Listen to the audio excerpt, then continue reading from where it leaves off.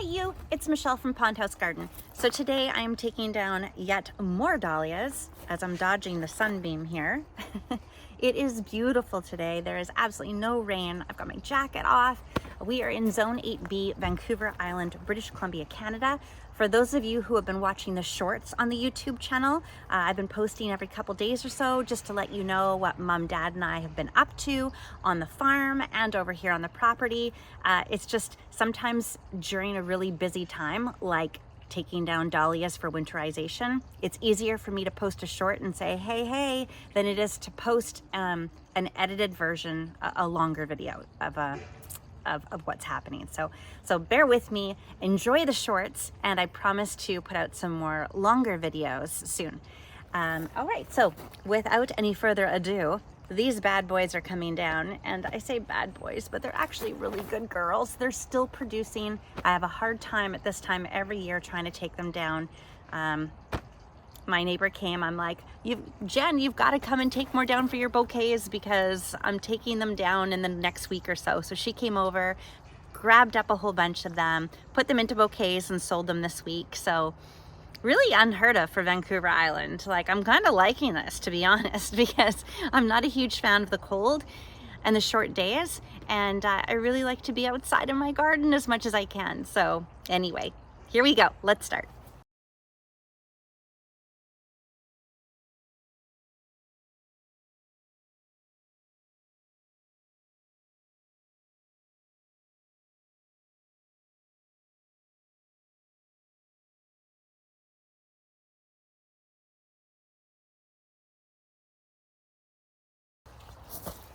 So it's super important to be sterilizing the pruners in between each plant that I take down, and that way I'm not passing a potential virus onto the next dahlia. So you'll see me stop and dip, and that's just me fertilizing the tools that I'm using.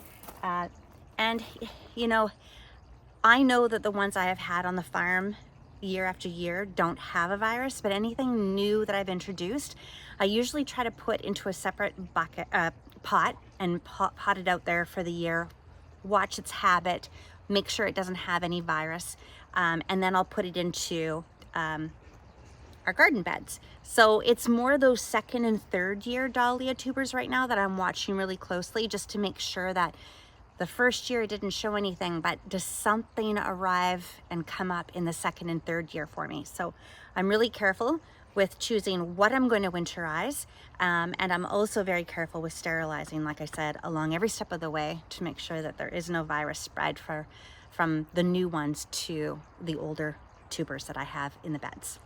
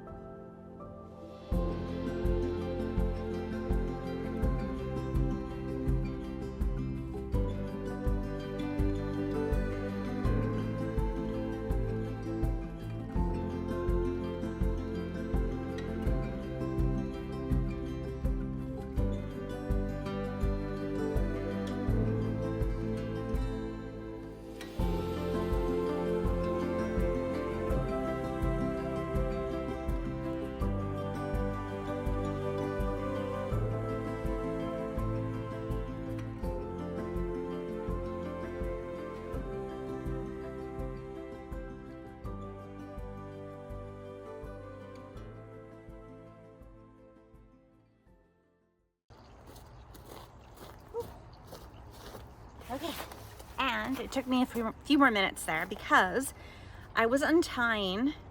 I used this green coated wire, and I used that actually around the dahlias to keep them supported on the fencing that I've put down the middle of the beds. And that way, during windstorms or heavy rains, they don't topple over into one another or snap their stalk. So this, I find, is the best. Also, you buy it in like a big, I don't know, 50 feet or more than that. You buy it in a big roll, and it lasts for years. So you can reuse this every single year. So I save it and then put it into a tote for next year's use. I like it far better than I like using white string. White string, it tends to get old looking fast. It does deteriorate in the sun as well, so I find that it will just snap off eventually over a long 4-month growth period. And the takedown is awful with string. It gets all wrapped up into everything. It drives me kind of up the wall, gotta be honest. So anyway, that was my hesitation there. I was just trying to undo some of this green wire before I take the rest of them down.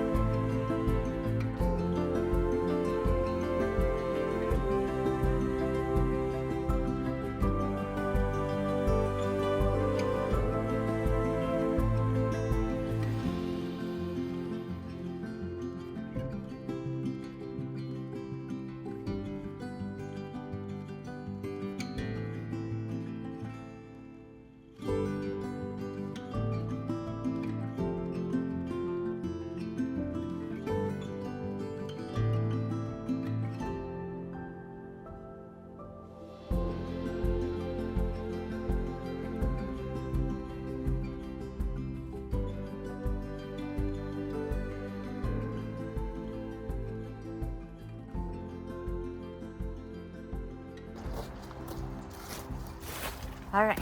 Oh my gosh. So I want to show you dodging the sunshine. Is it here? Maybe here? No. Here? No. Oh. Okay, there. No, there. Okay.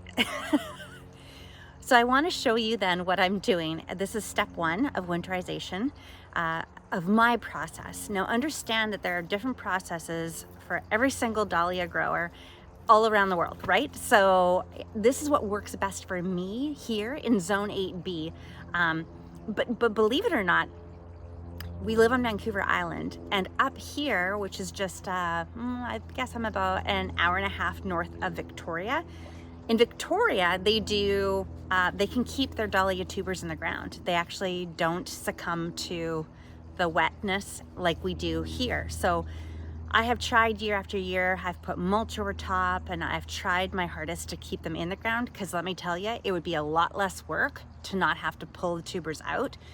But that's just not the case where I live. So here and on the farm, we have to pull them up and we have to put them into the shop for storage, which I will take you through step by step this year. So, but yeah, in the meantime, let me show you then what this first row looks like now that I've taken them down. Okay, so here are the piles then of the stalks that I've taken down from this first row in this patch. And I typically take them to the local depot to put into the composting facility there, or I take it over to Bart. And for those of you who watch the shorts, you'll know that Bart enjoys his dahlias so much, like candy really. So we like to treat Bart, you know, as often as possible, but we don't overload him either. So every couple days during this process, we give him a handful of dahlia stalks, and he just loves them. So in the beds, what I've done is I've cut them down. Well, first what I've done, just like I said in one of the shorts, I actually have I've made these tags, staking tags, that have the names of the tubers. And then I have a numbering system as well. So the numbering system, when they were stored during winter last year, this was wrapped around the tuber, this little tag here. And also the tubers underneath the earth are also numbered with the same number. And that way, between that tag, this tag, and the number on the tuber, we are golden to not get it confused for a different tuber variety. Then during the year, I go through and I see the growth habit, and if there's any indication of virus, and if there's not, then I take this ribbon and I tie it around the base of the stalk to know that this one is good to go for winterization. I am happy. And what you're watching me do today is cut it down to, about 6 inches, but you want to leave a good enough handle on here. I cut it down 6 inches, and then you'll see in my upcoming videos that when I take the bunch of tubers out of the earth, then I use this as a handle to carry, which is very, very handy. But we never ever, as you will see soon, we never store the dahlia tubers with this stalk attached, because it will start to rot, which means that the tubers will start to rot. So this will be removed during the winterization process. Okay, and I have somebody leaned up against me here. There we go. Ozzy's out here giving me a hand again. So depending on the variety of tuber, it will dictate how large the stalk is. So as you can see, this one is fairly large in diameter. So is this one. Now, these beds, come to think of it, this patch was giant dinner plates. So it doesn't surprise me that they are as big as what they are. The dinner plates have a very large stalk. Here's one here as well, right? Pretty good size. And then I left this one up to show you. Look at how big this guy is. Isn't that incredible? So yeah, these giants end up needing to be supported and survive off of this giant stalk, and the tubers subsequently are very large as well.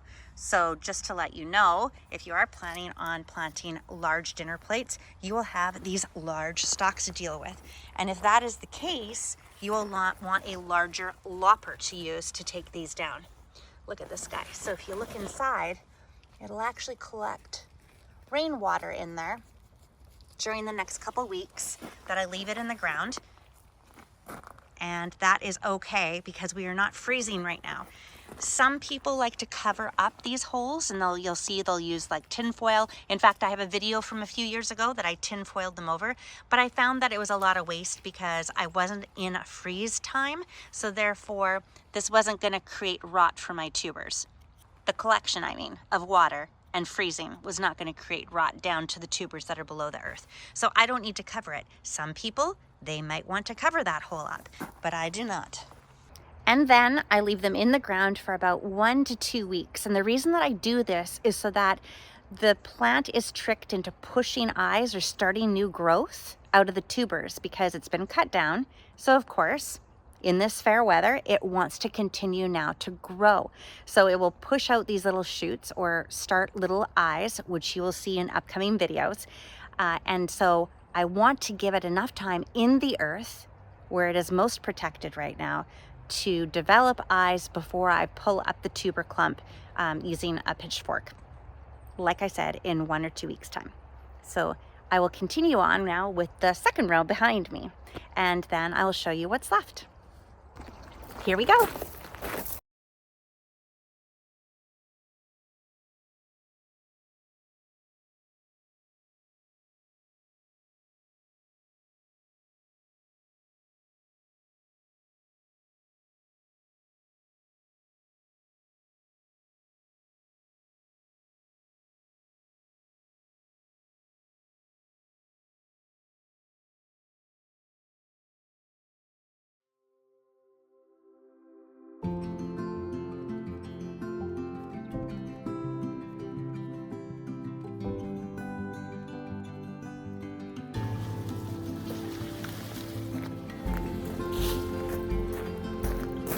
There's a bumblebee out here. It makes me sad to take it down.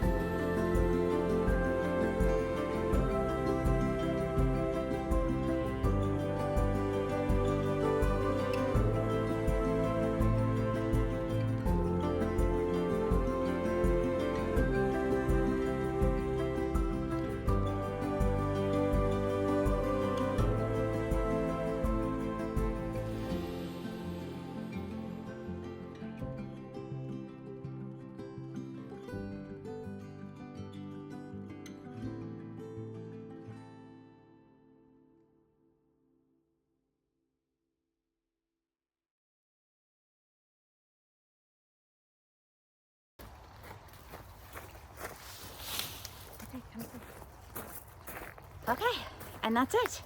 So that is that full pumpkin patch. Now full pumpkin patch. No, I'm gonna show you the pumpkins, but that's my dahlia patch in this section. We call this the pavilion area, and you'll see why in a minute. Oh no, I forgot I've got to take these two down. So these were potted. Aren't they gorgeous still? What is this one? Midnight Star. Midnight Star is still producing. Oh, look at. Oh my word, oh my goodness. Oh, I definitely am not gonna cut this down now. I'll let this one stay. Oh, wow.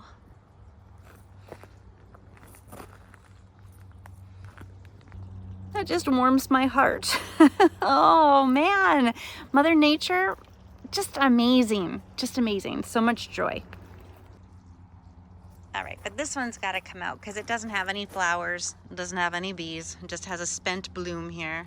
Spent a couple blooms, but this is it. So this was the one area for all the dinner plates this year that I put in here. I also had some extra sunflower seeds, so I'm like, oh, I wonder what'll happen. So I just dabbled them in throughout the dahlias, and you know what?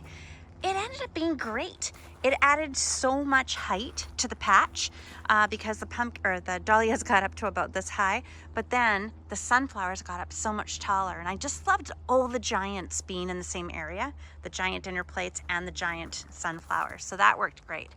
But here's a tip of something that did not work great. As you can see, my pumpkin patch is over here. And I thought, how super stupendous would that be to have the pumpkins trailing in through the dahlia beds and over into the pavilion area? No, bad idea. And I'll tell you why. Up where I'm located anyway, powdery mildew starts on pumpkins super fast, like super early in the season it seems. So with them being over on this side of the fence, somehow the powdery mildew remains over on this side of the fence. But as soon as they started coming across their boundary line and then in through the dahlia patch, the powdery mildew from the leaves of the pumpkin vines then started spreading over to the dahlias. Not in a big way, but enough that I was like, I will never do that again. That was not very smart thinking.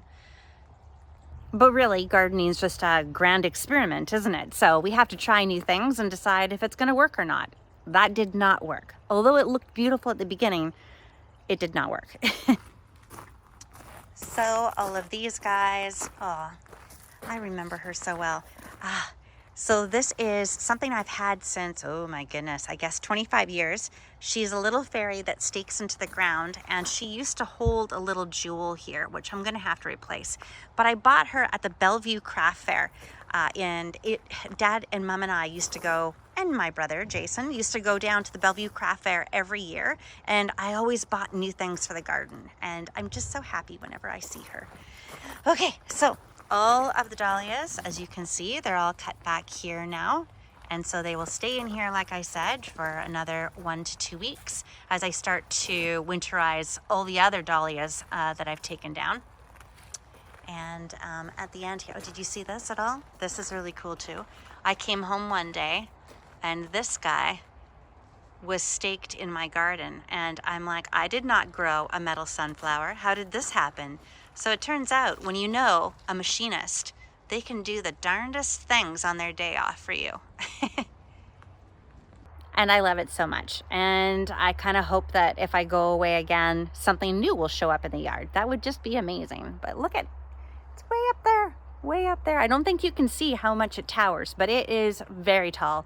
I think about 10 feet tall. So, but it's kind of staked down and tilted right now, so it doesn't look 10 feet tall, but amazing. So before I till this bed, I will take out the sunflowers. But for now, I'm just going to leave the sunflowers in here because all of the dahlias are still in here anyway. Once I bring the dahlias up, then I will remove the fencing here and here on either side, and then I will till in what I need to prepare it for winter and get it prepared for good nutrients, good soil for springtime. That is one more thing I'll point out. What I decided to do this year, so smart. I ended up putting a space in between the two rows. So this is one row of the giant dahlias. This is another row over here of the giant dahlias. And I had left this space with the intention that I could walk down the middle and harvest dahlias from either this side or from inside this walkway side. However, when I put my dabbling of sunflower seeds in there, the sunflowers took over my walkway. So I could never get in here to actually use this for the purpose that I had. So I'm not too sure what I'm going to do next year, because I still love this idea of having a middle walkway there for harvesting, but we'll see if I change my mind. All right, so that is it for this dahlia patch. I'm now going to go and work over on some potted dahlias and take a video and post it very shortly about what we're doing there as an experiment. But yes, this is down. Tend to the potted dahlias while it is still very nice outside. And then I'm going to run the potted dahlias down to the farm, feed Bart a little bit of our scraps here, and then make butternut squash soup with Mom and Dad. So I hope this information helped a bit, and I will see you real soon. Bye. Do you think you could do me a favor? Just subscribe down there.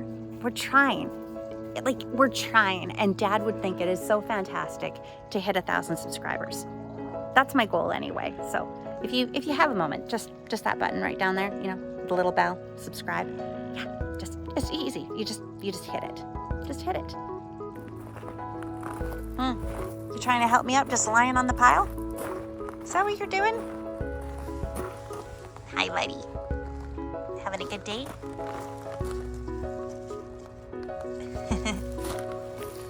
Love you.